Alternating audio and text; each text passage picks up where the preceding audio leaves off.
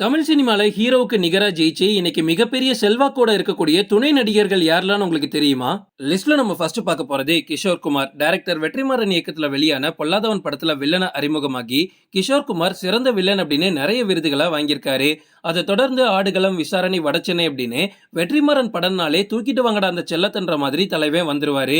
இப்ப வரைக்குமே கிஷோர் குமார் தமிழ், தெலுங்கு, கன்னடம் அப்படின்னு நிறைய மொழிகள்ல நடிச்சிட்டு வராரு. இவர் வில்லன் ரோல் மட்டும்தான் பண்ணுவாரா அப்படின்னா சத்தியமா கிடையாது. என்ன ரோல் கொடுத்தாலும் மனுஷன் துண்டா தனியா தெரிவாரு. அந்த அளவுக்கு இவரோட பெர்ஃபார்மன்ஸ் இருக்கும். இவர் ஹீரோவாவும் ஒரு படம் நடிச்சிருக்காரு. இவர் நடிச்ச ஒரு ஃபீல் குட் மூவி கண்டிப்பா பார்க்கணும் அப்படின்னா ஹரிதாஸ் பாருங்க. இந்த வீடியோ பாக்குற யாருக்காச்சும் ஆம்பளை பையன் இருக்கான் அப்படின்னா கண்டிப்பா நீங்கெல்லாம் இந்த படத்தை பார்த்தே ஆகணும். லிஸ்ட்ல நம்ம அடுத்து பார்க்க போறது சம்பத்ராஜ். நடிகர் சம்பத்ராஜ் நடிகர் விஜயகாந்த் நடிப்புல வெளியான நிறைஞ்ச மனசு படத்தின் மூலமா தமிழ் சினிமாக்குள்ள அறிமுகமானாரு. இயக்குனர் வெங்கட் பிரபு இயக்கத்துல வெளியான சரோஜா, கோவா, சென்னை 6,28,000 இந்த மாதிரி படங்கள்ல நடிச்சதுக்கு அப்புறமா நம்ம தமிழ் சினிமால ஒரு நல்ல பெயர் இவருக்கு கிடைச்சிச்சு. இதை தள்ளி தெலுங்கு, தமிழ், ஹிந்தி அப்படின்னு நிறைய மொழிகள்ல இன்னைக்கு இவர் படங்கள் பண்ணிக்கிட்டு தான் இருக்காரு. சம்பத்ராஜ் என்ன ஒரு கேரக்டர் பண்ணாலும் அந்த கேரக்டர் நமக்கு நல்லா தனியா தெரியும். உங்களுக்கு இவரை பிடிக்குமா? இவர் பண்ணதுலேயே உங்களோட ஃபேவரட் கேரக்டர் எது அப்படின்னு மறக்காம கமெண்ட்ல சொல்லுங்க.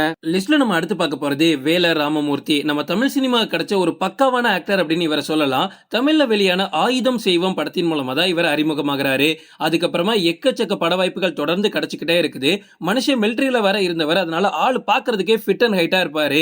விஜய் சேதுபதி நடிப்புல வெளியான சேதுபதி படத்துல வாத்தியார் அப்படின்ற வில்லன் கேரக்டர் பண்ணிருப்பாரு. நம்மளால மறக்கவே முடியாது, அவ்வளவு சூப்பரா பண்ணிருப்பாரு. இதை தொடர்ந்து நடிகர் சசிகுமார் நடிப்புல வெளியான கிடாரி படத்துல கொம்பையா பாண்டியன் அப்படின்ற கேரக்டர் பண்ணிருப்பாரு.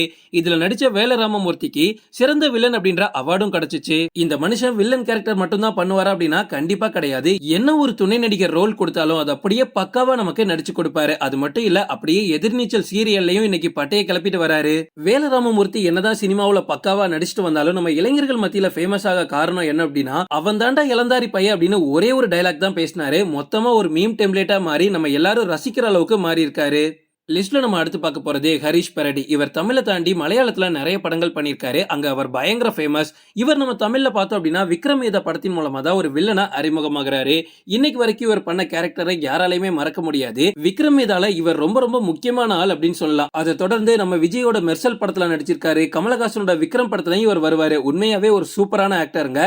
இவருக்கு அடுத்தடுத்த வாய்ப்புகள் கண்டிப்பா தமிழ்ல கொடுக்கணும். ஆனா இவர் இன்னும் எத்தனை தமிழ் படம் பண்ணாலும் நமக்கு எப்பவுமே சேட்டாதான்ப்பா பெருசு. லிஸ்ட்ல நம்ம அடுத்து பார்க்க போறது விவேக் பிரசன்னா. எனக்கு பர்சனலா ரொம்ப ரொம்ப பிடிச்ச ஆக்டர் அப்படின்னு சொல்லலாம். நானும் இவரை விக்ரம் வேதால இருந்து பார்த்துட்டு இருக்கேன். உண்மையாவே ஒரு சூப்பரான ஆக்டருங்க. அதை தள்ளி சேதுபதி படத்துலயும் வேல ராமமூர்த்தி டீம்ல இவர் இருப்பாரு. அதே மாதிரி நெஞ்சமுண்டு நேர்மை உண்டு ஓடு ராஜா படத்துல இவர் வில்லன் கேரக்டர் வேற பண்ணிருப்பாரு. பட் இது எல்லாத்தையும் தாண்டி எனக்கு எதுல தெரியுமா ரொம்ப ரொம்ப பிடிக்கும், மேயாதமான் படத்துல இவர் செகண்ட் ஹீரோவா நடிச்சிருப்பாரு. இன்னைக்கு வரைக்கும் இவருக்காகவே நான் இந்த படத்தை அடிக்கடி பார்ப்பேன். நம்ம தமிழ் சினிமால துணை நடிகர்கள்ல நல்ல டேலண்ட் இருக்கக்கூடிய ஆளுங்கள்ல இவர் ரொம்ப முக்கியமான ஆள் அப்படின்னு சொல்லலாம். இங்க நான் தான் கிங் அப்படின்ற சந்தானம் படத்துலயும் இவர் நடிச்சிருப்பாரு. அதுவும் டபுள் ஆக்ஷன்லாம் பண்ணியிருந்தாரு. இவருக்கும் நிறைய வாய்ப்புகள் இன்னும் கொடுக்கணும். லிஸ்ட்ல நம்ம அடுத்து பார்க்க போறது மணிகண்டன். இவர் தான் ஹீரோ ஆயிட்டாரு, இவர் எதுக்கு லிஸ்ட்ல அப்படின்னு நீங்க நினைப்பீங்க. ஆனா இவர் சினிமாக்குள்ள வந்து கிட்டத்தட்ட 15 வருஷத்துக்கு மேல ஆயிடுச்சு. இந்த 15 வருஷத்துல இவர் எத்தனையோ துணை நடிகரா நடிச்சிருக்காரு. காலா படத்துல கூட வருவாரு. இந்த பையன் சூப்பராவே நடிக்கிறான், ஆனா யாருமே கண்டுக்கல. எக்கச்சக்க ஸ்கிரிப்ட் எழுதியிருக்காரு, எக்கச்சக்க படங்களுக்கு காஸ்டியூம் டிசைனரா ஒர்க் பண்ணிருக்காரு. இப்படி ஃபீல்டுக்குள்ளேயே இருந்துகிட்டு ஹீரோ ஆகிறதுக்கு இத்தனை நாள் ஆயிருக்கு.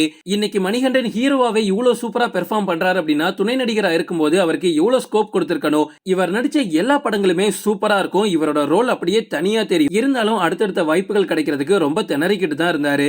ஓகே ஃப்ரெண்ட்ஸ், இதோட நான் இந்த வீடியோ முடிச்சுக்கிறேன். உங்களுக்கு ஹீரோவை தாண்டி என்ன ரோல் கொடுத்தாலும் இந்த மனுஷன் பண்ணுவாருப்பா அப்படின்னா எந்த ஆர்டிஸ்ட சொல்லுவீங்க அப்படின்னு கமெண்ட்ல சொல்லுங்க. ஓகே ஃப்ரெண்ட்ஸ், இதோட நான் இந்த வீடியோ முடிச்சுக்கிறேன். இன்னொரு இன்ட்ரெஸ்டிங்கான வீடியோல நம்ம சந்திக்கலாம். Stay tuned.